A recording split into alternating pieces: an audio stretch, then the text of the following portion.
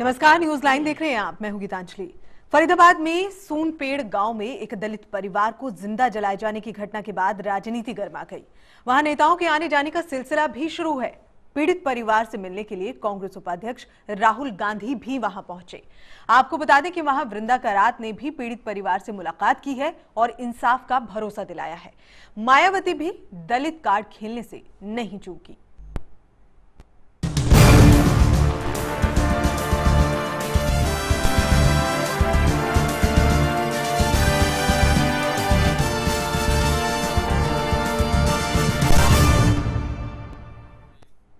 जी हां, एक ही परिवार के 4 लोगों को जिंदा जलाने का यह मामला है। बच्चों को 2 बच्चे जो हैं वो जिंदा जलाए गए, उनकी मौत हो गई। अब सियासतदानों को अपनी सियासत साधने का एक और मौका मिल गया। दरअसल राहुल गांधी ने खट्टर सरकार पर लापरवाही का आरोप लगाया और हरियाणा सरकार के दबाव बढ़ने के बाद मामले की सीबीआई जांच की सिफारिश कर दी है हरियाणा सरकार ने भी। और ये बड़ा सवाल ये है कि क्या राजनेता पीड़ित परिवार के घर पहुंचकर सिर्फ सियासी रोटियां सेक रहे हैं? क्या पीड़ित परिवार को इंसाफ मिलेगा या नहीं मिलेगा? आखिर इस तरह की घटनाएं हो क्यों रही हैं? इन सवालों के जवाब तलाशेंगे हम हमारे प्रोग्राम न्यूज लाइन में, लेकिन उससे पहले देखिए एक खास रिपोर्ट।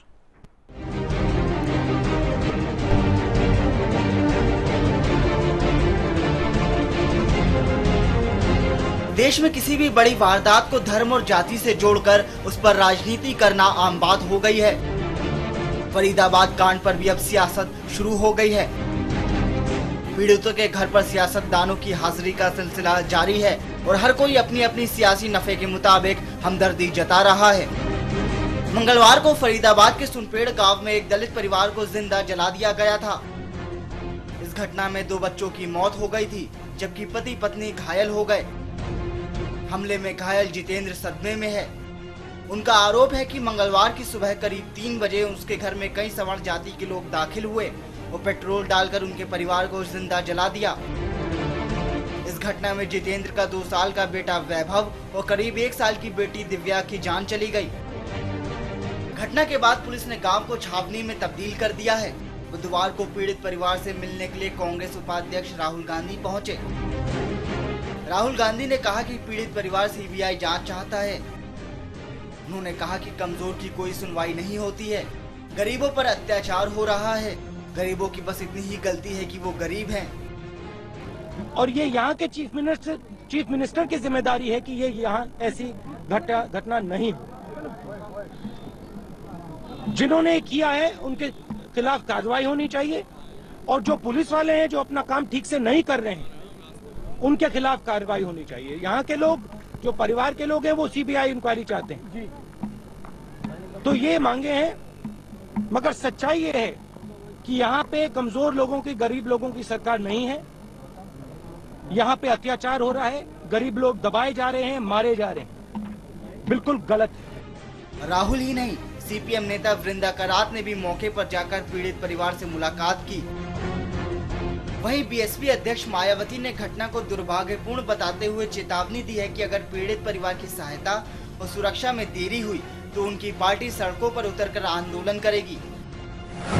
फरीदाबाद में जिस तरह से एक दलित परिवार के 4 सदस्यों को जला दिया गया वो अत्यंत दुर्भाग्यपूर्ण तथा निंदनीय है। यदि हरियाणा सरकार ने दोषियों को तत्काल गिरफ्तार नहीं किया और पीड़ित परिवार को समुचित सुरक्षा और मुआवजा देने में विलंब किया तो बीएसपी कार्यकर्ता सड़क पर उतरने को बाध्य हो जाएंगे। इस बीच पीड़ित परिवार ने सभी आरोपियों की गिरफ्तारी की मांग करते हुए गांव के बाहर वल्लभगढ़ फरीदाबाद हाईवे पर जाम लगाया।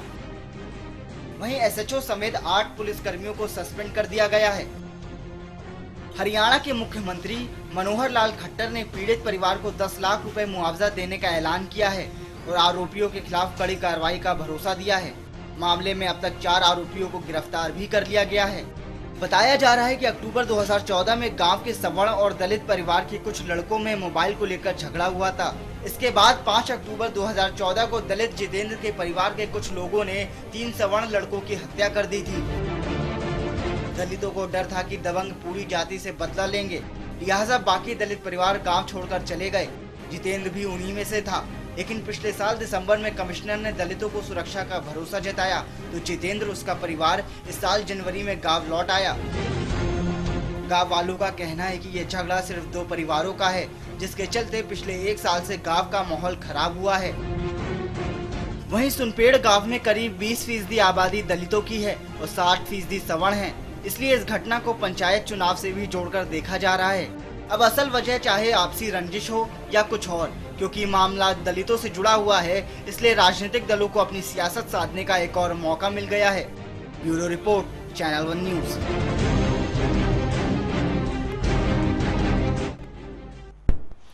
जी हाँ, मामला एक दलित परिवार से जुड़ा है। क्या इसी वजह से राजनीति हो रही है? क्या राजनेता अपनी फायदे के लिए इस पूरे मामले को भुनाने की कोशिश कर रहे हैं? आखिर क्यों लगातार इस पीड़ित परिवार से मुलाकात हो रही है और क्यों आखिर गांव के लोगों ने यहां के सीएम मनोहर लाल खट्टर को उनसे पीड़ित परिवार से मुलाकात करने से रोका, बाकायदा प्रदर्शन किया? आखिर ये सब हो क्यों रहा है? इन सवालों के जवाब हम तलाशेंगे हमारे प्रोग्राम न्यूज लाइन में। जो मेहमान मेरे साथ मौजूद हैं, मैं परिचय करा देती हूँ।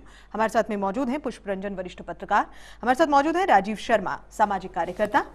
संजीव निगम, नेता, और शांत प्रकाश जाटव, नेता बीजेपी, हमारे साथ में मौजूद हैं। पुष्प रंजन जी, कैसे देख रहे हैं ये पूरा मामला? वाकई हैरान कर देने वाला ये पूरा मामला है। 2 मासूम बच्चों की जान चली गई, लेकिन राजनीति थम नहीं रही पूरे मामले में। गीतांजलि जी, आज का जो दिन था, सरकार के 1 साल पूरे होने के, खट्टर सरकार के 1 साल पूरे होने के लिए जश्न का दिन था। जी जी। उस सारे जश्न पे पानी जैसे लगता कि फिर गया आज, क्योंकि उन्होंने अखबारों में, मतलब कई सारे अखबारों में इस तरह की चीजें छपवाई थी, विज्ञापन कि ना जुल्म रहा ना भ्रष्टाचार, और ठीक उसके नीचे जुल्म की पूरी दास्तां है। हाँ। कि कैसे एक दलित परिवार को मतलब समाप्त किया गया, मतलब 2 बच्चे गए और औरत 70% जली हुई है। तो ये पूरा का पूरा ये मामला फिर दलित राजनीति से जुड़ गया, क्योंकि दलित उत्पीड़न से जुड़ा हुआ मामला बन जाता है। उसकी पृष्ठभूमि में, जो कि रिपोर्ट में भी बता रहा था कि सवर्णों के 3 लोग मारे गए थे, और वो पारिवारिक रंजिश कैसे कैसे वो टर्न ले लेती है, एक समाज, एक चिंगारी कहाँ फैलती है, वो दिख रहा है सीधा सीधा। उसके बाद की जो कहानियां हैं कि बहुत सारे जो नेता पहुंचे, फोटो अपॉर्चुनिटी को लेकर राहुल गांधी किस तरह से भड़के वहां पर, और उसके बाद सरकार जैसे एक्शन में आई। दिन भर यही सब चलता रहा कि मनोहर लाल खट्टर पहुंचेंगे ऑन द स्पॉट, लेकिन वो गए नहीं वहां पर। मुख्यमंत्री का नहीं जाना भी एक सवालिया निशान खड़ा होता है, और राहुल गांधी का जाना फोटो अपॉर्चुनिटी का सवाल भी खड़ा हुआ, जिसे लेकर गुस्से में जो तमाम राजनेता पहुंच रहे हैं, जो राजनीति हो रही है, ये बहुत ही गंभीर एक, हम कह सकते हैं, विषय भी है और एक बेहद गंभीर सवाल भी है कि ऐसे मामले में भी क्या राजनीति की जगह बच जाती है? एक बड़ा सवाल है। पुष्परंजन जी, मैं आऊंगी आपके पास। बाकी राजीव शर्मा, सामाजिक कार्यकर्ता, हमारे साथ में मौजूद है। राजीव जी, कैसे देख रहे हैं इस घटना को? देखिए अंजलि जी, सबसे बड़ी चीज इसमें यह है कि देखना पड़ेगा कि घटना क्यों घट रही है इस तरीके की। या तो पुलिस निरंकुश हो रही है, या पुलिस का डर नहीं रहा लोगों के अंदर।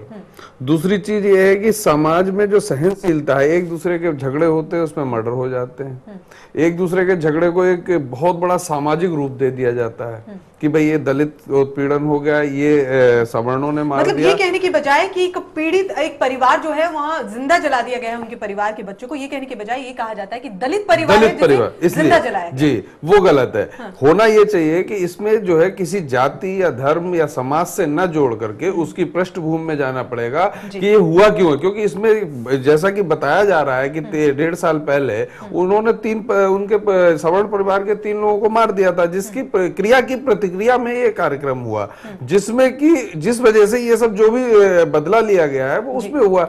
लेकिन लोगों ने एक जो राजनीति चमकाने के लिए अपनी राजनीति के हर चीज, आज की डेट में आप छोटी से छोटी चीज को और बड़ी से बड़ी चीज को राजनीति से जोड़कर किया जा रहा है, जो बहुत ही देश के लिए दुर्भाग्यपूर्ण है।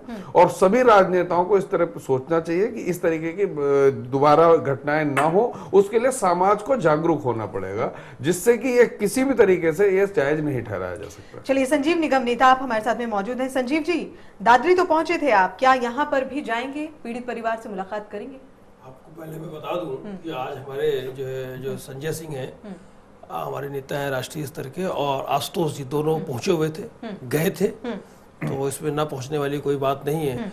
और आपको जो मेरी जानकारी में है जहां तक कि वो पुलिस के पास ये मामला पहले गया था, इन लोगों ने शिकायत पुलिस से की थी, लेकिन समय रहते पुलिस ने ध्यान नहीं दिया। तो अब सवाल ये पैदा होता है कि सरकारें तो बदल जाती हैं, लेकिन पुलिस के ऊपर कोई अंकुश नहीं लगता, कार्य करने की शैली में कोई बदलाव नहीं आता। और एक तो ये घटना कि पुलिस को पहले से बताने के बावजूद घटना घट जाती है। अभी पिछले हफ्ते उत्तर प्रदेश में नोएडा में भी एक ऐसी घटना घटी। एक बालिका ने, एक छात्रा ने पुलिस को शिकायत की थी कि साहब हमको लड़के यहाँ परेशान करते हैं, और उसके बावजूद पुलिस ने ध्यान नहीं दिया समय रहते, और उस छात्रा को जो है आत्महत्या के लिए विवश होना पड़ा। तो मेरे कहने का मतलब है कि ये जानबूझ करके पुलिस की कार्यशैली इस तरीके की है और सरकारें अंकुश नहीं लगा पाती कि तो क्या फायदा रहा। और अभी आपने देखा होगा दिल्ली में 2-3 दिन पहले की जो है कुछ एक बस्ती की बस्ती जल गई। तो सवाल ये है, केंद्र में भी वो सरकारें हैं, आप कहती हैं उत्तर हरियाणा में भी है, जो आप प्रेजेंट घटना की बात कर रहे हैं फरीदाबाद की, तो क्या कर रही है सरकार? बदलने का कोई मतलब, कोई समझ ही नहीं आ रहा। नहीं आप बताए ना, बस्ती जल गई, आपने बस्ती की बात बताई, बस्ती जल गई, आपकी सरकार क्या कर रही है? मेरे कहने का नहीं, आप बताइए सरकार क्या कर रही है? उसी पे आ रहा हूं कि सवाल ये है कि पुलिस व्यवस्था पर मैं बात कर रहा हूं। पुलिस समय रहते कोई कार्रवाई नहीं करेगी तो किसकी जिम्मेदारी है? अरे आप इसकी देखिए ताजा घटना ये देखिए, फरीदाबाद वाली बात बताओ, नोएडा वाली घटना की बात बताओ। आम आदमी पार्टी बनाम केंद्र सरकार, आम आदमी पार्टी बनाम दिल्ली पुलिस, आम आदमी पार्टी बनाम पुलिस।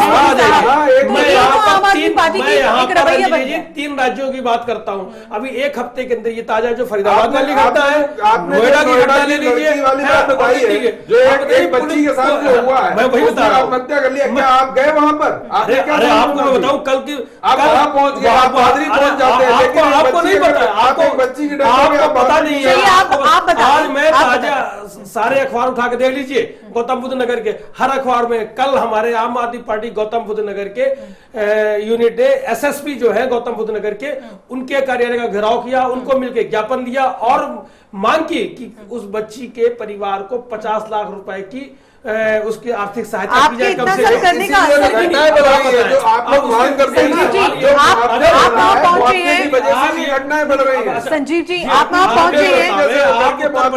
उत्तर प्रदेश की सरकार ने अभी जो दादरी वाली घटना की बात कर रहे हैं, 45 लाख रुपया मुआवजा दिया है, ठीक है।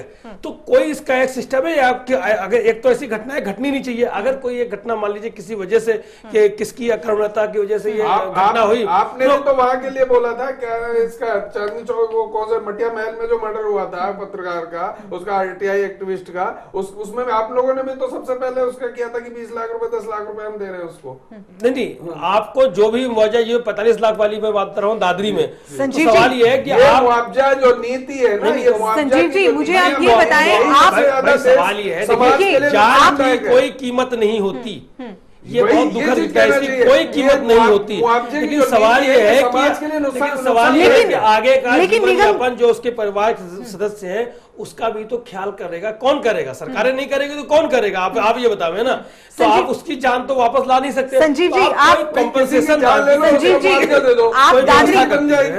जी आप दादरी पहुंचे, आप हरियाणा पहुंचे, इन तमाम बातों के बावजूद क्या इंसाफ मिल पाया? आखिर क्या प्रेशर रहा? आखिर जो राजनेता वहां पर पहुंच रहे हैं उनके पहुंचने से क्या पूरे मामले में कोई और इस पूरे मामले को गंभीरता से लिया गया? मैं पूछना चाहती हूं क्या फायदा होता है जब कोई राजनेता वहां जाता है? आखिर क्या वजह है कि वो राजनेता जाता है? नहीं सवाल ये कि ऐसी मैं कहता हूं ऐसी नौबतें नहीं आनी चाहिए। जो भी सरकार जो सरकारें हैं अगर वो इस तरीके से कार्य करें तो नौबतें नहीं आनी चाहिए। सरकारें जब अपने होती है तो अपने मदमस्त जिसको मैं कहूंगा अपने उसमें हो जाती, कोई सैर कर रहा है, कोई कुछ, मतलब सही रूप से जो है अंकुश आप लगाने का काम नहीं करते तो दूसरी जो भी राजनीतिक पार्टियां हैं उनको जाकर के दखल करना पड़ता है, दबाव बनाना पड़ता है। एक पार्टी के राजनेता जब किसी पीड़ित परिवार से मिलने जाते हैं, जब इस तरह की किसी घटना के बाद पहुंचते हैं, उनका उद्देश्य क्या होता है? मैं आपसे ये जानना चाहती हूँ। जो वहां पर जो भी प्रदेश में सरकारें होती है उनके ऊपर एक दबाव बनता है और उनको जो है आप पहुंचे दादरी, आप पहुंचे फरीदाबाद, कितना दबाव आप बना पाए पूरे मामले में? क्या गंभीरता जो है वो आई है? क्या पूरे मामले में बदलाव आया है? क्या पूरे मामले में आपको याद होगा पहले जो है उत्तर प्रदेश के जो मुख्यमंत्री है उन्होंने बहुत ही जो है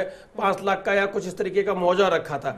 जब नेताओं ने जाकर के संपर्क किया तो इन्होंने वहां बुलाया अपने मुख्यमंत्री लखनऊ में जो है और वहां जाकर के 45 लाख रुपए का उन्होंने घोषणा किया कि हम देंगे। और नोएडा शहर में जो है मतलब 4 फ्लैट देने की बात कर रहे हैं।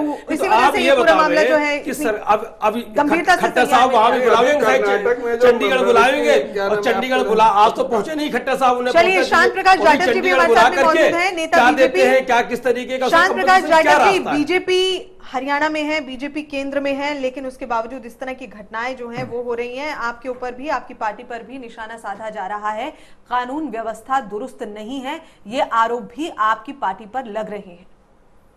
देखिए गीतांजलि जी, सबसे पहले तो मैं जो आज घटना हुई है उस परिवार के प्रति मैं शोक व्यक्त करना चाहूँगा, और मुझे और हमारी पूरी भारतीय जनता पार्टी के सभी कार्यकर्ताओं को इसका दुख है, और ऐसी पुनरावृत्ति आगे भविष्य में नहीं हो, ऐसी ईश्वर से मैं दुआ करूँगा। रही बात ये जो घटना घटित हुई और उसके बाद में सभी लोग इस मुद्दे पर रोटियां सेकने के लिए वहां पहुंचे हैं, ये भी बहुत बड़ा दुर्भाग्य का कारण है। मैं दुर्भाग्य कहूँगा इसको। देखिए, अभी संजीव जी काफ़ी आवेशित हो रहे मुआवजे के मामले में। इन्होंने कहा कि दादरी में इनके जाने के कारण से मुआवजा इनका बढ़ाया उस परिवार का। अभी 2 बच्चियों के साथ में दिल्ली में घटना हुई बलात्कार की, आपने उनको कितना मुआवजा दिया? आप दूसरे के घर जाकर के चीखना जानते हैं, आप अपने घर को सुदृढ़ यानी कि नहीं कुल मिला के करते। आप ये कहना चाहते हैं कि आम आदमी पार्टी जो औरों की हितैषी बन रही है और मामलों में हितैषी बन के सीधा पहुंच जाती है, दिल्ली में क्या कुछ हो रहा है इस और ध्यान नहीं देती है, उन मामलों को संज्ञान में जाहिर सी बात है, गंभीरता जो जाहिर सी है बात है। वो नहीं है। और रही बात लॉ एंड ऑर्डर की, देखिए आज स्वयं गृह मंत्री जी ने वहां के मुख्यमंत्री खट्टर जी को कहा कि ऐसी घटनाओं की पुनरावृत्ति नहीं होनी चाहिए, पूरी तरीके से सख्ती हो। कुछ लोग, चूंकि ये घटना, इसको बिल्कुल, आपने खुद कहा कि इसको क्या हमें दलित के तरीके से देखना चाहिए? हाँ, इसे नहीं घटना देखना चाहिए, नहीं देखना किसी के भी साथ हो सकती चाहिए। है। ये घटना है, ये एक दुर्घटना है, और इस दुर्घटना को कुछ जो लोग हैं वो मुस्लिम के साथ या जाति के साथ देखते हैं, और उसमें अगर वो देखते हैं कि मुसलमान है या दलित है तो तुरंत अपना तवा परात लेकर के रोटी सेकना चालू कर देते हैं। इस तरह के मामलों पे राजनीति होती है, इस तरह के मामलों को राजनीति बिल्कुल, सिवाय राजनीति के गीतांजलि जी कुछ नहीं होता है। उस परिवार की कुछ आपसी रंजिश थी। मैंने इसकी पूरी एफआईआर पढ़ी है। उसने जो कल सफदरजंग हॉस्पिटल में जो विक्टिम है उसने जो एफआईआर दर्ज कराई है, मैंने वो पूरी पढ़ी है, और उसकी शुरुआत ही उसने की कि हमारा आपसी रंजिश का मामला है। ठीक है, तो इसको बिल्कुल दलित उत्पीड़न से नहीं देखा चलिए, जाना आपसी चाहिए। रंजिश है, लेकिन कानून अच्छा, व्यवस्था दूसरा उस परिवार का कुछ डिस्प्यूट था पीछे। 3 लोग सामान्य वर्ग के जो है उसमें मारे गए थे कुछ मोबाइल के मामले में। तो उनको उस गांव को एक प्रोटेक्शन बीट वहां पर मिला हुआ था, जिसमें कुछ सिपाही जो हैं 6-7 वहां पे मौजूद रहते लेकिन थे। ये विफलता कैसे हो गई फिर? वह लोगों की नेग्लिजेंसी को देखते हुए, वैसे वही लोग उनको लेकर के पीड़ितों को हॉस्पिटल आए हैं कल, मगर उसको देखते हुए कि वहां कहीं ना कहीं नेग्लिजेंसी, वो जांच में पता लगेगा। अभी तुरंत सब लोगों को निलंबित किया गया है। तो किसी सूरत में भारतीय जनता पार्टी सरकार वहां पे खट्टर जी के माध्यम से सख्ती पूरी तरीके से सभी जगहों पे बरती जाएगी, और इस टाइप की घटनाओं की पुनरावृत्ति ना हो, ऐसा प्रयास किया जाए। लेकिन जाटव जी, ये सवाल तो बनता है कि जब पहले से ही ये मामला इतना गंभीर था, और जिस तरह से आप कह रहे हैं कि वहां पर लोग मौजूद भी थे, पुलिसकर्मी वहां पर मौजूद थे, और इस मामले की गंभीरता को देखते हुए उन्हें खास तौर पर तैनात किया गया था, लेकिन उसके बावजूद अगर ये चूक होती है तो कानून व्यवस्था पर सवाल उठते हैं, और सवाल उठते हैं आपकी पार्टी चूंकि वहां सत्ता में है उन पर भी सवाल उठते हैं। इन सवालों के जवाब तो देना अब आपकी जिम्मेदारी भी बनती है, आपका दायित्व बनता है। क्या जवाब है आपके पास इसकी सीबीआई जांच के भी आदेश हो गए, और इसके अलावा इंटरनल जांच भी है, और इसकी जांच निष्पक्ष होगी, आप चिंता ना करें। और जिन लोगों से नेग्लिजेंसी हुई उनको किसी सूरत में नहीं बख्शा जाएगा। हम हर समय हर एक बात के जवाब के लिए भी तैयार है, आपके प्रश्नों को सुनने के लिए भी तैयार है, और किसी के साथ भी घटना ऐसी घटित ना हो उसके लिए भी पूरी भारतीय जनता पार्टी और वहां की सरकार तत्पर है। पुष्परंजन जी, जिस तरह से भारतीय जनता पार्टी की ओर से अभी शांत प्रकाश जाटव जी ने अपनी बात रखी है, दायित्व भी बता रहे हैं कि हाँ हमारा दायित्व बनता है और इस पर पूरी जांच होगी, सीबीआई जांच होगी, इस तरह की तमाम बातें हैं। आपको लगता है कि लोग इस बात से अब पूरी तरह से संतुष्ट हो पाएंगे? क्योंकि गुस्सा जो है आज हमने देखा है लोगों का सड़कों पर मौजूद थे, और बहुत ही गुस्से में अपना रोष जो है वो व्यक्त कर रहे थे। मुझे बड़ा अफसोस हो रहा है एक बात को सुन के कि इस घटना को भी, जैसे जाटव जी का बकौल अभी जो कहा इन्होंने कि ये भी एक एक्सीडेंट हो सकता है, ये हर ऐसी घटना को एक्सीडेंट शब्दावली, जो नया शब्दावली महेश शर्मा से शुरू हुआ, और हर जगह इस शब्दावली का इस्तेमाल हर ऐसी घटना पे करना अगर शुरू हो जाएगा तो बड़ा दुखद होगा देश के लिए। बिल्कुल सही कह रहे हैं। और शायद दादरी पे भी कुछ इसी तरह की बातें थी और यही कहा जा रहा था कि ये हत्या है तो नहीं, इस तरह की पहले बातें तो हो रही थी। शब्दों पे मैं पुष्परंजन जी माफी चाहूंगी आपसे, थोड़ा सा आपको रोकना पड़ेगा मुझे क्योंकि एक ब्रेक के लिए यहाँ पर रुकना है। ब्रेक से लौटूंगी तो फौरन आपके पास आऊंगी और ये चर्चा लगातार जारी है। एक छोटे से ब्रेक, जल्द लौट रहे हैं।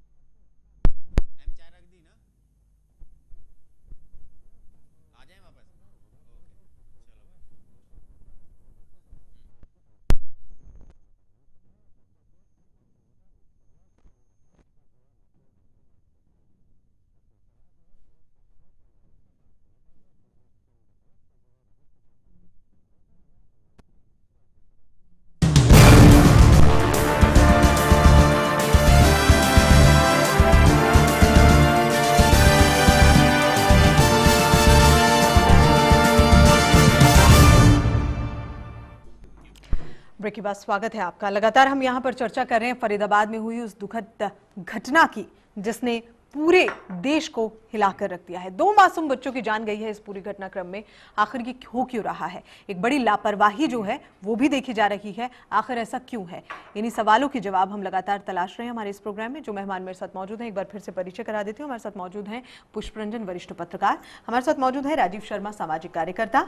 संजीव निगम, नेता आप हमारे साथ में मौजूद हैं। और शांत प्रकाश जाटव जी, नेता बीजेपी, भी हमारे साथ में मौजूद हैं। पुष्परंजन जी, ब्रेक से पहले आप अपनी बात कर रहे थे। जी गीतांजलि जी, देखिए सिक्के के कुछ दूसरे पहलू पर भी ध्यान देना जरूरी है। आखिर ये घटना आज सुबह में 3 बजे क्यों हुई? इसके पीछे साजिश भी हो सकती है, क्योंकि सरकार अपने 1 साल को मनाने के जश्न में सारा कुछ ऐड भी जा चुका और पूरी तैयारी भी सूबे में हो चुकी थी।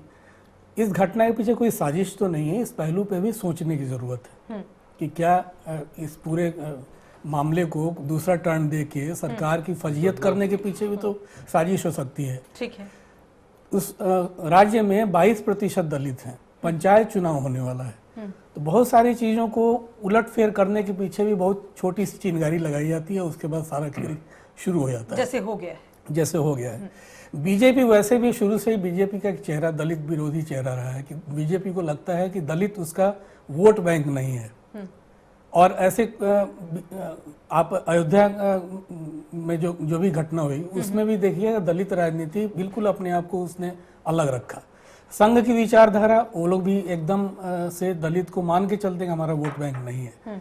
आम्बेडकर जी ने जब अपना एक किताब जब लिखी थी 1948 में, उसमें भी साफ साफ लिखा था कि हिंदू राष्ट्र का जो एजेंडा है आरएसएस का, ये हिंदू राष्ट्र जैसे ही होगा, जब भी होगा, तो देश की पूरी सामाजिक समरसता खत्म हो जाएगी, उलटफेर मच जाएगा। तो शुरू से एक दलित चिंतन जो है वो मान के चलता है कि जो कट्टर हिंदूवादी हैं या जो फ्रिंज एलिमेंट हैं बीजेपी के, वो लोग कभी भी हमारे नहीं हैं। तो एक विचारधारा के स्तर पर भी एक दूरी है, और सरकारें जहां जहां भी बीजेपी के हैं, दलित राजनीति वहां पर मतलब पूरे मामले में ये कहना चाहिए कि शायद इसे इस तरह का एक रंग भी दिया गया है, दिया गया है। मुझे जो लगता है कि उस पहलू पे भी विचार करने की आवश्यकता है। ठीक है, वो परिवार जो कुछ भी घटना वहां पर हुई है, पुलिस नेग्लिजेंस, प्रशासन का नेग्लिजेंस तो पक्की बात है। आखिर ये नेता लोग वहां जाते नहीं तो शायद सीबीआई इंक्वायरी का भी ऑर्डर नहीं होता। उसका एक लाभ तो होता है कि कम से कम पूरे देश का ध्यान जाता है। अब आग फरीदाबाद में लगी, लेकिन बिहार के चुनाव तक में उसका रिफ्लेक्शन गया है, वहां भी भुनाने की चेष्टा हुई है। तो कहीं ना कहीं चीजें जुड़ती हैं एक दूसरे से। हम लाख कहें कि लोकल घटना है, जाटो साहब जैसे कह रहे हैं कि रंजिश परिवारों के लिए, ठीक है, मानते हैं। ये परिवारों की रंजिश से ही बहुत बड़ा आग जो बस्ती में फैलती है, समाज में, देश में फैलता है, पूरे प्रांत में फैलता है, तो बहुत छोटी चिंगारी से ही फैलने की शुरुआत होती है। मानता हूं कि ये हुआ है, लेकिन अब उसे हम अलग अलग चश्मे से देखें। नेता अपनी फोटो अपॉर्चुनिटी देखें, फोटो अपॉर्चुनिटी सिर्फ नेता के लिए नहीं है, फोटो अपॉर्चुनिटी हमारे पेशे के लिए भी है। हमारे लिए भी बाइट बहुत जरूरी होती है कि हम जाते हैं तो बाइट लेते हैं, या कहीं जाते हैं तो उनकी प्रतिक्रिया तो लेनी बनती है, लेनी बनती है। ऐसी घटना चले कि आखिर क्या है कि राजनेता जो वहां पहुंच रहे हैं, क्या सोच रहे हैं, ये डिस्करेज करने वाली बात है। और मुझे थोड़ा बुरा भी लगा, क्योंकि आपको ध्यान होगा जब राहुल गांधी दलित बस्तियों में जाना उन्होंने शुरू किया था, किसी महिला के यहाँ भी रात को रुक गए थे, तो बड़ा ही ओछी टिप्पणी की थी रामदेव ने। उन्होंने कहा था कि हनीमून मनाने जाते हैं। इस तरह की टिप्पणी जो है समाज में बहुत ही जहर घोलता है। आप दोनों पक्ष पे वार कर रहे हैं एक तरह से, उस समाज पे भी वार कर रहे हैं जो पीड़ित है, और उस व्यक्ति पे भी जो जा रहा है वहां पर, चाहे उसका मकसद जो रहा हो। तो बहुत सावधानी की आवश्यकता है। बिल्कुल सही कह रहे हैं, बिल्कुल बिल्कुल बिल्कुल। यहाँ मैं गीतांजलि जी, पुष्परंजन जी की बात से मैं पूरी तरीके से सहमत नहीं हूँ। नंबर एक, इन्होंने कहा कि भारतीय जनता पार्टी दलित विरोधी चेहरा, दलित विरोधी पार्टी है। सबसे पहले मैं आपको बताऊं, डॉक्टर भीमराव अंबेडकर 1939 में जब फर्स्ट टाइम आरएसएस के प्रशिक्षण वर्ग में गए, तो वहां जाकर के उन्होंने पूछा कि यहाँ पर कितने दलित लोग हैं, अछूत लोग हैं। तो 375 में से 375 कार्यकर्ता थे, उसमें किसी ने भी हाथ नहीं खड़ा किया संघ स्थान पर। और उसके बाद शाखा के बाद में जब फिर विकिर होने के बाद जब वो इकट्ठा होते, तो मालूम पड़ता है कि उसमें से 160 लोग वो उस समूह से थे जिसको अछूत कहा जाता है। क्योंकि भारतीय जनता पार्टी या राष्ट्रीय स्वयंसेवक संघ जो है, उसमें ये दलित और अछूत के ऊपर काम नहीं होता कि सीधा सीधा ये कह करके किसी तरीके के। दूसरा, डॉक्टर भीमराव अंबेडकर, उनको भारत रत्न दिलाना, जहां पर वो पैदा हुए महू, वहां जन्मस्थली बनाना, जहां पर उनका दीक्षा लिया उन्होंने, चैत्य भूमि महाराष्ट्र, वो स्थान का स्मारक बनाना, दिल्ली में 26 अलीपुर रोड जहां पे इनकी डेथ हुई, परिनिर्माण हुआ, उस स्थान को ओपी जिंदल, ओम प्रकाश जिंदल, उन्होंने राजा सीकर थे जयपुर के, उनसे खरीद लिया था, क्योंकि वो उस महल में रहे थे डॉक्टर भीमराव अंबेडकर, जहां बैठकर के उन्होंने संविधान लिखा। उस जगह को भारतीय जनता पार्टी ने नहीं, सुने पार्टी जो है वो दलित विरोधी नहीं है, जिस तरह से पुष्परंजन जी ने कहा। गीतांजलि जी उन्होंने जो लिखा है, डॉक्टर अंबेडकर ने जितनी किताबें लिखी, वो सब गलत लिखी। थोड़ी सी लंबी हो जाएगी, इसलिए मैं इस शॉर्ट में आपका जो इतने में पूरा होगी, और मैं पूरा होगी नहीं तब तक मैं बोलता रहूंगा। हाँ जी, बताएं बताएं। ठीक है, तो 26 अलीपुर रोड जो जगह है, उसको पैसा दे करके भारतीय जनता पार्टी में जिस वक्त अटल बिहारी वाजपेयी जी प्रधानमंत्री थे, उन्होंने खरीद करके स्मारक बनाया, और जहां पर उनका अंतिम संस्कार हुआ, उस स्थान को भी, चारों स्थान पर स्मारक बनाने का काम भारतीय जनता पार्टी ने किया। हमने वह तमाम काम किए जिस काम को कभी कांग्रेस ने अपने जमाने में नहीं किया। इसलिए पुष्परंजन जी इन चीजों को भी ध्यान रखें कि भारतीय जनता पार्टी को सिर्फ आप लोग बदनाम करते हैं, ये आप लोग सिर्फ बदनाम करते हैं। आप जो है ये गुजरने के बाद देखिए ये बदनाम करने वाला काम बंद करें। आप लोगों ने शायद किया हो ये काम। अंबेडकर जी की जो धारणा थी हिंदुत्व के बारे में, हिंदू आदि जो एलिमेंट हैं देश में, उनके बारे में जो धारणा थी, मैं उसकी बात कर रहा था। वो देखो हिंदू पंडित जवाहरलाल नेहरू भी थे, सुने मेरी बात, आप लोगों का इतना दलित हिंदू पंडित जवाहरलाल नेहरू भी थे और सरदार पटेल भी थे। मंदिर है इस देश में, आज में नहीं, वहाँ पर केवल जी की भी तस्वीर लगी, उनकी मूर्ति भी केवल लगाते आप, केवल आप अभियान छेड़ के दिखा दीजिए मुझे। केवल जो है वो क्या नाम है, जनसंघ या राष्ट्रीय स्वयंसेवक संघ नहीं, हिंदू कांग्रेस भी है, हिंदू कांग्रेस भी है, ब्राह्मण भी उसमें है, अम्बेडकर जी हिंदू है। डॉक्टर तो इसको ये कहना सहूलियत की राजनीति तो हमारे देश में डॉक्टर भीमराव अम्बेडकर की एक भी लाइन कहीं दिखा दें जिसमें उन्होंने कहा हो कि देश में हिंदू राष्ट्र जरूरी है। एक भी लाइन दिखा दी, मैं पत्रकारिता छोड़ दूंगा। देखिए वो डॉक्टर भीमराव अम्बेडकर तो उनकी धारणा बनी ना, उसको कहां बदल पाए आप लोग? नहीं, वो उनका अपना सोचना हो सकता है और उसके पीछे कारण क्या था ये देखने की जरूरत है। नहीं, इसमें हिंदू धर्म के वो हिंदू धर्म के प्रचारक नहीं थे, और हिंदू धर्म के प्रचारक से ही अगर कुछ लिखा जाएगा तो उससे वो लिखेगा, वो हिंदू धर्म के प्रचारक नहीं थे। विमर्श की भाजपा ने कितनी बार दलित विमर्श पे देखिए वो लिख करके दें हिंदू धर्म के बारे में, वो प्रचारक हो तो वो लिख करके दें। क्या उन्होंने क्या वो संस्कृत भाषा जानते थे? कांग्रेस भी ईमानदार नहीं रही है। कांग्रेस पे भी आया हूं। मैं आपसे ये प्रश्न पूछना चाहता हूँ, बीजेपी नहीं, कांग्रेस भी दलित पे ईमानदार नहीं रही। आप पत्रकार हैं, आप मुझे ये बताएं, क्या डॉक्टर भीमराव अंबेडकर संस्कृत भाषा का ज्ञान जानते थे? कहां से उन्होंने संस्कृत पढ़ी?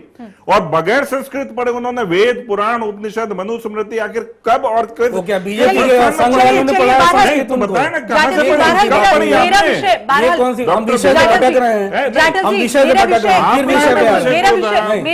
आप धर्म की बात लेकर डॉक्टर भीमराव अम्बेडकर जी, जाटव जी आप मुझे ये बताइए, परिवार को हरियाणा पे आते हैं। जाटव जी आप मुझे बताएं, सीबीआई जांच, मुआवजा, सरकारी नौकरी, ये आखिर क्या है? पीड़ित परिवार के लिए आप कहते हैं इस पूरे मामले में सीबीआई जांच की बात होगी। वो आपने तब कहा जब हंगामा हद से ज्यादा बढ़ गया, आपको उम्मीद नहीं थी शायद ये मामला इतना ज्यादा तूल पकड़ेगा। उसके बाद में शाम होते होते आपने सरकारी नौकरी की नहीं, अभी तक इनके मुख्यमंत्री नहीं है, उनके राज्य में कहां गए? आखिर ऐसा क्यों? क्या मुआवजा, सीबीआई जांच, क्या माहौल देखकर आप देंगे? तो सुबह घोषित हो चुका और उसके बाद में सीबीआई जांच में धीरे धीरे सब चीजें जांच होगी। आप मुझे ये बता दें, मुख्यमंत्री इस घटना को इतना वक्त हो गया है, अभी तक एक भी आरोपी इस पूरे मामले में गिरफ्तार क्यों नहीं किया गया? जबकि ये पूरा मामला आप जानते हैं कि आपसे रंजिश का भी है, आप ये भी जानते हैं मामला कहां से शुरू है और कहां से खत्म है। पुलिस की जांच कहां चल रही है? पुलिस क्या जांच कर रही है? आपको क्या लग रहा है पुलिस हाथ पे हाथ रख करके बैठी? इतना वक्त हो गया अभी तक नहीं गीतांजलि जी, क्या पुलिस हाथ पे हाथ रख करके बैठी हुई है? पुलिस क्या कर रही है? सीबीआई की जांच कर रही है, जांच कर रही है। बेबुनियाद सवाल क्या हरियाणा पुलिस वो जांच कर रही है, उसने 6 लोग अरेस्ट करे हैं और वो जांच कर रही है। वो एकदम हथेली पर सरसों नहीं उगाया जाता है, जांच करना, जांच कर रही है, जांच कर रही है।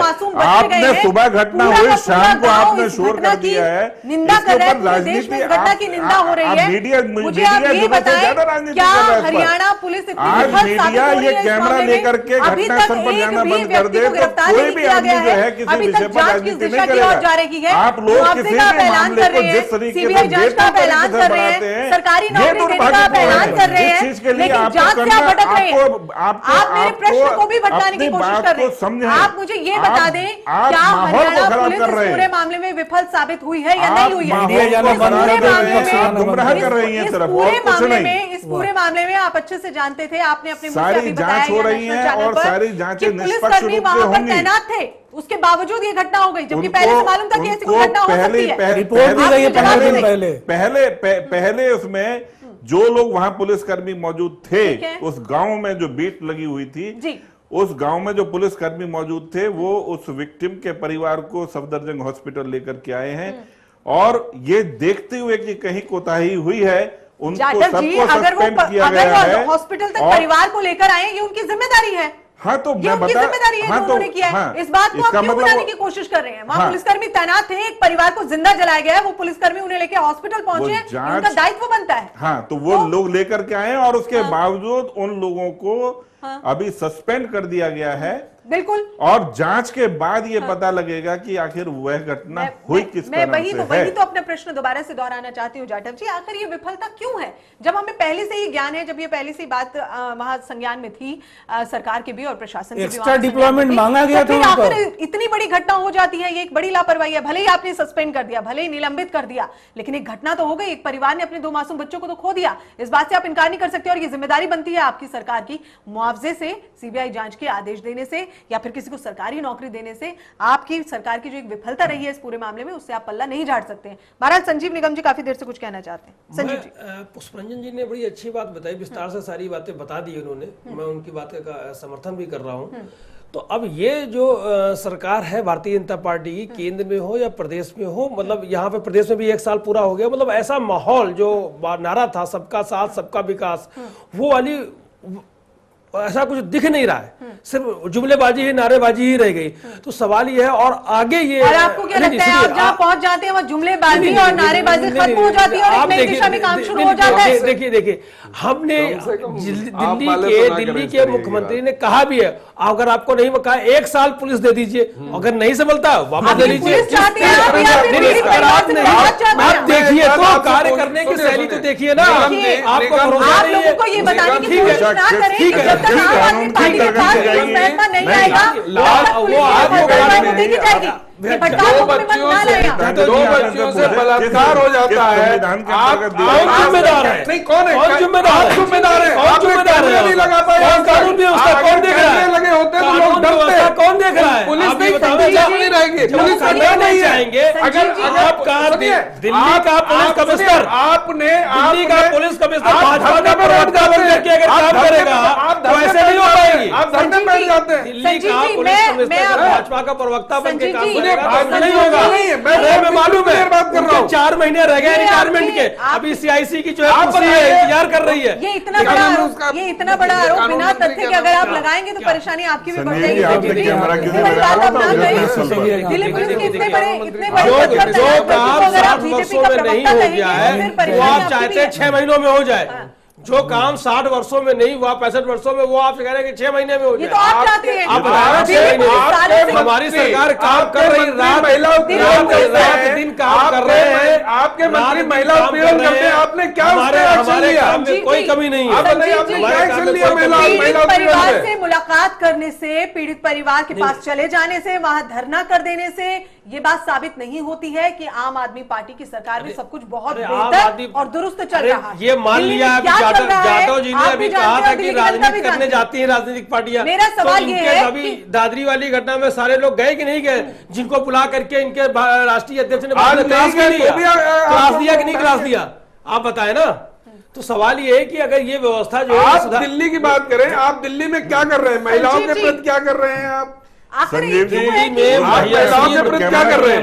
आपके मंत्री महिला उत्पीड़न करते हैं, आप ये पूरे देश में प्रधानमंत्री ने कहा है बिजली के खंभे लगाएंगे, 1000 हमको दिन चाहिए, और आप हमसे चाह रहे हैं कि दिल्ली में कैमरा में एक दिन में लगा दो। उन्होंने 1000 पूरे 5 साल का मैंडेट मिला है, आपको 5 साल के अंदर चप्पे में कोने कोने में दिल्ली सरकार बनाम केंद्र सरकार खत्म करे, आप काम करें, आपको काम करने से किसी ने नहीं रोका।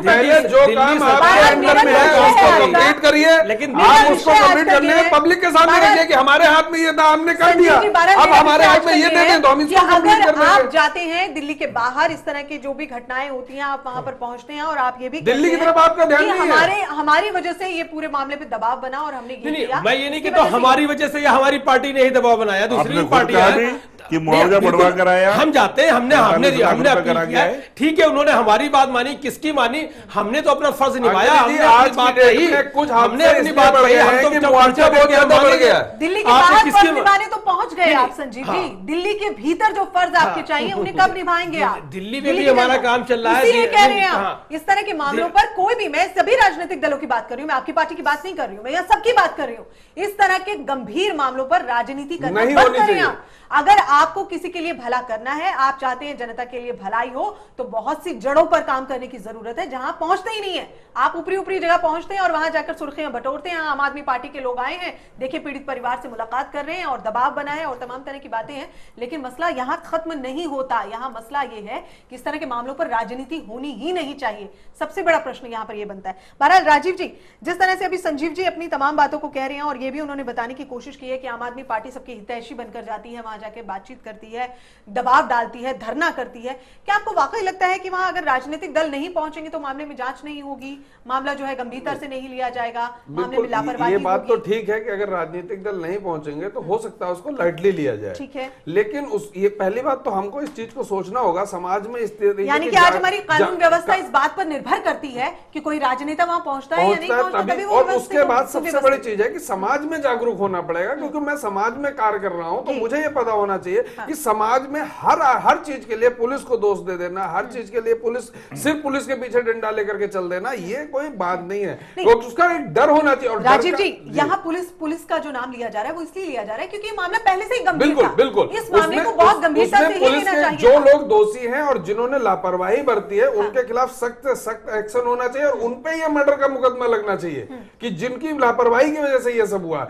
एक्शन जो है बहुत ही टाइटली होना चाहिए, तभी जाकर के ये समाज में सुधार आएगा। और दूसरा, हम लोगों को खुद जागरूक होना पड़ेगा कि हम लोग कर क्या रहे हैं। आज किसी बात को छोटी सी छोटी बात को बहुत बड़ा रूप दे दिया जाता है, वो एक समाज के लिए बहुत ही नुकसानदायक है, जिसको कि हमें सबको दूर करना पड़ेगा। और सबसे बड़ी चीज है कि अगर हम उस घटना के लिए ये मुआवजा, ये इससे किसी परिवार को कोई वो तो नहीं मिलना ना। बच्चे, उनके 2 बच्चे चले गए, उनको आप कुछ भी दे दीजिए, उनके बच्चे तो नहीं वापस आ रहे। प्रश्न इसीलिए तो बन रहा था कि मुआवजे का ऐलान पहले किया गया, फिर उसके बाद में देखा कि मामला और गंभीर हो गया, चलिए अब इसमें सीबीआई जांच की बात भी कर देते हैं। अब ये मामला और गंभीर हो गया, चलिए सरकारी नौकरी देने की बात कर देते हैं। ये कैसी लीप अप होती है? कह रहा हूं कि सिर्फ और सिर्फ सभी राजनीतिक दल, कोई भी हो, सबके एक उसमें एक कॉन्शियस होना पड़ेगा कि आज समाज में क्यों ये इस तरीके की घटनाएं घट रही हैं। और दूसरी चीज क्या है कि पुलिस को बहुत ही टाइटली उस पर एक्शन लेना पड़ेगा। जब तक पुलिस और प्रशासन सख्त नहीं होगा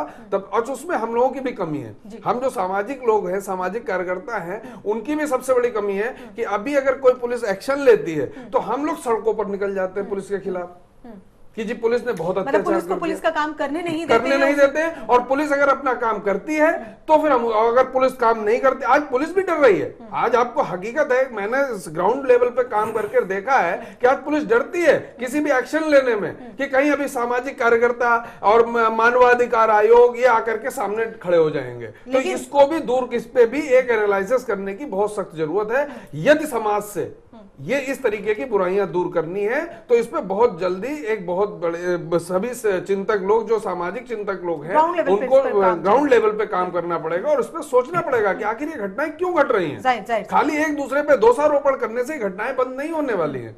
पुष्परंजन जी, अभी आपने देखी सभी प्रतिक्रियाएं आप देख रहे हैं, लेकिन सभी राजनीतिक दल अपनी राजनीतिक रोटियां सेकने से बाज नहीं आते हैं। ये तो हमने इस डिबेट में भी देखा है, हमने जो रिपोर्ट इससे पहले उसमें भी देखा है, और इससे पहले जो इस तरह के मामले हुए हैं उसमें भी देखा है। आपको नहीं लगता है कि इस तरह के मामलों में सभी राजनीतिक दलों को एक हो जाना चाहिए, एकजुट होकर इस तरह के मामलों को संज्ञान में लेना चाहिए और फिर गंभीरता से इस पर एक कदम उठाने की जरूरत? नहीं, अब उसके पीछे ये है कि राजनीतिक स्वार्थ की बात जब शुरू हो जाती है तब टकराहट, विचारों की टकराहट शुरू होती है। ठीक है। अब जैसे अभी जाटो जी हमारी वजह से हुआ है, बीजेपी कहेगी कि नहीं जी हमने मुआवजे का ऐलान कर दिया। अभी जैसे जाटो जी को इस बात पे आपत्ति है कि कैमरे वाले पहुंच गए, इस वजह से ये मसला और भी उलझ गया। अगर मीडिया नहीं पहुंचता, कैमरे वाले नहीं पहुंचते तो शायद ये बहुत जल्दी और रास्ता निकल जाता। हो सकता है इसको दबा दिया जाता। तो है क्या प्रॉब्लम, क्या है कि आप इनकी तारीफ के लिए कैमरा लेके पहुंचिए, सरकार का गुणगान करना हो तब कैमरा लेके पहुंचिए तो लगेगा कि भाई आपका आना बड़ा आवश्यक है, आप आइए। लेकिन जब आप किसी टीका टिप्पणी या किसी चीज के छिद्रान्वेषण के लिए पहुंचते हैं तो इनको बुरा लगता है कि भाई क्यों आप पहुंच रहे हैं। कांग्रेस के टाइम में भी यही हुआ था। अभी मैं पूनिया जी को भी सुन रहा था कोई आपके चैनल में आने से पहले, वो अनुसूचित जनजाति और जाति के अध्यक्ष भी हैं, आयोग के अध्यक्ष। तो उन्होंने स्वीकार किया कि 3198 दलित अत्याचार हुए हैं पिछले साल, मतलब एक साल का आंकड़ा वो दे रहे थे। हरियाणा सबसे आगे रहा है, हरियाणा में सबसे ज्यादा अत्याचार हुआ है। लेकिन कांग्रेस ने सिर्फ एक रिपोर्ट दी, क्योंकि कांग्रेस के सांसद भी हैं, वो रिपोर्ट दी और अपनी खानापूर्ति कर दी। क्या होना चाहिए, प्रशासन को कहाँ तक अकाउंटेबिलिटी फिक्स करनी चाहिए, सरकार को कहाँ तक अकाउंटेबल होना चाहिए। हुड्डा सरकार थी तब तो कुछ भी नहीं हो पाया। अब ठीक है, इनको एक साल में इन्होंने क्या किया, 1.5 साल में क्या हो रहा है। हो सकता है कि जाटो जी हमारी जो पैनल में बैठे हुए हैं इस बात को मानने को तैयार नहीं हो। बीजेपी का कोई भी नेता जो कि चीजों को अपनी दृष्टि से देखता है, वो इसे मानने को तैयार नहीं हुआ कि 1.5 साल की केंद्र सरकार और 1 साल की हरियाणा सरकार, इस देश में इस समय अल्पसंख्यकों को और दलितों को और पिछड़ों को एक तरह से कुचला जा रहा है, उनके साथ न्याय नहीं हो रहा है। आंकड़े निकाले जाएं, लेकिन उनका उपयोग हो रहा है, उनका उपयोग हो रहा है, राजनीति हो रही है उस पर खूब जम के। विपक्ष भी जहां भी मौका मिलता अपनी सेक रहा है। ठीक है, वही राहुल गांधी अपने टाइम में वो कभी पुनरीक्षण नहीं करेंगे कि उन्होंने अपनी सरकार जब उनकी थी तब उन्होंने दलितों का कितना जुल्म हुआ है। बिल्कुल बिल्कुल बिल्कुल। हाँ, या अभी केजरीवाल जी हैं, इनके यहाँ क्या हो रहा है, मतलब निष्पक्ष ढंग से देखें, निरपेक्ष दृष्टि से देखें तो शायद बहुत समाधान है। बहुत सारी चीजों को आप जो प्रश्न कर रही हैं कि राजनीतिक दलों को कितना अकाउंटेबल होना चाहिए, पहली बात। दूसरा, दलित विमर्श ही नहीं, इस समाज में हर वर्ग के लोगों के साथ जुल्म ना हो, उस पर भी बातचीत होनी चाहिए। और खासकर जो दबा हुआ तबका है, आर्थिक रूप से कुचला हुआ तबका है, उसके साथ कोई अन्याय नहीं हो, चाहे वो बहुजन हो या सर्वजन हो, उस पर विमर्श की आवश्यकता है। ठीक है, लेकिन उस चश्मे से नहीं देख के फिर वो कैमरे के सामने की राजनीति शुरू हो जाती है। चलिए, बहरहाल वक्त जो है मेरे पास थोड़ा सा कम है। मैं जाटव जी चाहती हूं कि आप इस पूरे मामले पर जो मेन पॉइंट्स हैं, जो मेन इस पूरे मामले का आधार होना चाहिए और जिस तरह से आपकी जिम्मेदारी भी बनती है, मैं चाहती हूं कि आपसे शुरू करूं, आपकी फाइनल प्रतिक्रिया इस पूरे मामले पर बहुत संक्षेप। देखिए गीतांजलि जी, मैं पुष्परंजन जी की बात जो इन्होंने कहा कि देश में SC, ST और OBC के साथ में जो घटनाएं हो रही हैं, ये अल्पसंख्यक भी इन्होंने कहा, इस बात पर मेरे को आपत्ति है। अगर कहीं किसी के साथ में दुर्भावना हो रही है तो वो किसी व्यक्ति के साथ है, उसको SC, ST, OBC का चश्मा पहन करके नहीं देखा जाना चाहिए। बिल्कुल। और जिस तरीके से लगातार ये पत्रकार और जो दूसरे दलों के लोग हैं वो SC, ST, OBC और अल्पसंख्यक के चश्मे से देखते हैं, ये ही दुर्भाग्य। आप पत्रकारों को इसमें शामिल ना करें। मैं नहीं, पत्रकारों को इसलिए क्योंकि पुष्परंजन जी स्वयं बीजेपी के मित्रों की तारीफ पत्रकार वही दिखाते हैं जो चल रहा होता है, जो देश में हो रहा होता है, जो राजनीति कह रहे होते हैं। पुष्परंजन जी ये भी बोल सकते थे। मैंने कांग्रेस पे भी आक्षेप किया था, आप भूल जाते हैं। और दूसरा, कांग्रेस की जो केजरीवाल पे आक्षेप किया था। बटोरनी है तो पत्रकार चाहिए, और अगर पत्रकार आपकी किसी भी विफलता को दिखाएं तो पत्रकार बेहद। मैं आपको बता रहा हूँ कि ये जो आवरण है, जो आप जो चश्मा पहन रखे हैं SC, ST, OBC और अल्पसंख्यक, ये हमने नहीं पहना सर। हम चुनाव लड़ने नहीं जा रहे हैं, इसको सामान्य चुनाव लड़ने SC, OBC दलित कार्ड खेलने हम नहीं जा रहे हैं। दलित जब तक हम दिखाते रहेंगे देश बटा रहेगा। आप ही आरक्षण में बयान देते हैं, पीछे हटते हैं। हमें इसके ऊपर उठना पड़ेगा, आरक्षण के ऊपर समीक्षा होनी चाहिए। बयान देते हैं, पीछे हटते हैं। बिहार में जाके बोलिए ना, समीक्षा होनी चाहिए। और ये इस चीज के लिए बिहार में जाके बोलिए ये बात की समीक्षा होनी चाहिए। बिहार में काहे के लिए बोलेंगे? क्यों नहीं बोलेंगे? वहां तो आप बोलेंगे, आप दिल्ली में बोल रहे हैं, बिहार में नहीं बोल रहे हैं। वो ये इन सब चीजों से ऊपर उठना होगा पुष्परंजन जी। मैं गीतांजलि, आप पत्रकारों को उंगली उठा रहे हैं ना। मैं पत्रकारों को हम तो आपको आईना दिखा रहे हैं। आरक्षण की बात को करते हैं तो पत्रकार वो दिखाते हैं। आरक्षण की मांग पर आपके अलग अलग विचार आप अपराध देखें, घटना दुर्घटना को उसमें आप SC, ST, OBC नहीं देखें। जिस दिन आप SC, ST, OBC देखना और दिखाना बंद कर देंगे, सब कुछ सही हो जाएगा। और जब तक कह रहे होते हैं, देखिए गीतांजलि जी, जब तक हम इसको चश्मा पहन करके देखेंगे, ये दुर्भावना खत्म नहीं होगी। और मैं समझता हूँ कि आने वाले समय में ये सब चीजें सही हों। चलिए, उम्मीद करेंगे। संजीव जी, अभी पिछले हफ्ते जो है, जब से हुआ था, आम आदमी पार्टी ने एक विज्ञापन दिया था कि राजनेताओं की बात पे जो है भरोसा करना बंद कर दीजिए और आम आदमी जो इस देश का है। नहीं, वो तो देखिए बंद कर चुके हैं लोग, आपके ऊपर अब एक मिनट सुन लीजिए। कांग्रेस पार्टी पहले कहती थी कांग्रेस पार्टी आम आदमी के साथ, अब उन्होंने आम आदमी कहने ही छोड़ दिया। कोई सामान्य आदमी कहता है, कोई मामूली आदमी कहता है, अरे तो बना ली तो कोई इसमें गुनाह कर दिया। अरे आम आदमी पार्टी बनाई ना, लेकिन जो ना, अरे आम आदमी तो अभी भी आम आदमी है ना। अरे तमाम अभी मैं नाम लेना, बड़े बड़े चैनल है उनके, क्या क्या नाम है, कल तक परसों तक, मतलब मेरे कहने का नाम है आम आदमी पार्टी, इसका क्या मतलब है? नाम है, लेकिन जब आम आदमी इस देश का जागेगा, मैडम गीतांजलि जी, जब आम आदमी जागेगा तब परिवर्तन आएगा। राजनेताओं ने तो 60-65 सालों से काम कर दिया। आम आदमी पार्टी जागेगी तो परिवर्तन आएगा। आम आदमी पार्टी जागेगी तो परिवर्तन आएगा। चलिए राजीव शर्मा जी, आपकी फाइनल प्रतिक्रिया दे दिया। चलिए जाग रहे में क्या है, मैं फिर भी वही कहूंगा कि इसमें सबसे बड़ी भूमिका जो है वो हम लोगों को जागरूक होना पड़ेगा। जो अंतिम आदमी, जो मैं पुष्परंजन जी ने कहा कि बिल्कुल अंतिम आदमी जो है, जो दबा कुचला आदमी है, जो आर्थिक रूप से दबा कुचला, उसको जगाने की जरूरत है, उसको समझाने की जरूरत है, उनको जागरूक करने की जरूरत है, और सभी लोगों को जागरूक होकर के ही ये बुराइयां दूर हो सकती हैं। इस तरीके से जब तक एक दूसरे पे आक्षेप लगाते रहेंगे, कभी भी ये बुराइयां समाज से दूर नहीं हो सकती। तो कहीं ना कहीं इसके लिए बहुत गंभीर होकर हर व्यक्ति को विचार करना पड़ेगा। पुष्परंजन जी। जी बिल्कुल, और सबसे बड़ी बात यह है कि कोई भी राजनीतिक दल के नेता हो, थोड़ा सा हमारे पेशे को, खासकर हमारे तबके में भी, ठीक है आपके फेवर में लिखने वाले भी लोग हैं, आपकी आलोचना भी करने वाले लोग हैं, जो निष्पक्ष ढंग से लिखता है, अपने काम को करता है और जो रिपोर्टिंग कर रहा है उस पर भरोसा कीजिए। एकदम मत सोचिए कि आपके खिलाफ ही बोल रहा है। जहां मैंने भी खुद कहा अभी, हो सकता है साजिश की गई हो। पत्रकारों का दर्द है और ये आगे भी चलता रहेगा। नहीं, मैंने कहा ना, लेकिन पत्रकारों को अपने काम पर चलना चाहिए। मैंने यहाँ तक कहा, मैंने यहाँ तक कहा कि साजिश हो सकती है ये, आपकी सरकार को, खट्टर सरकार को बदनाम करने की साजिश भी हो सकती है। आप उस दृष्टि से नहीं देख रहे हैं। नेगेटिव और पॉजिटिव दोनों तरह का आकलन पत्रकार ही करते हैं। हमने दोनों चीजों को रखा सामने। बिल्कुल बिल्कुल, बहुत बहुत शुक्रिया आप सभी का इस चर्चा में शामिल होने के लिए। तो एक बड़ा प्रश्न ये है, और जैसे कि राजीव शर्मा सामाजिक कार्यकर्ता हमारे साथ जुड़े थे, पुष्परंजन जी वरिष्ठ पत्रकार हमारे साथ जुड़े थे, और भी हमारे जो हमारे यहाँ जो मेहमान मौजूद थे, उनका भी यही मानना है कि आम आदमी को भी जागरूक होना बेहद जरूरी है, और जागरूकता आम आदमी के भीतर अगर होगी तो इस तरह की घटनाएं शायद बहुत ही कम होंगी या खत्म हो जाएंगी। न्यूज लाइन में फिलहाल इतना ही। आप देखते रहिए चैनल वन न्यूज।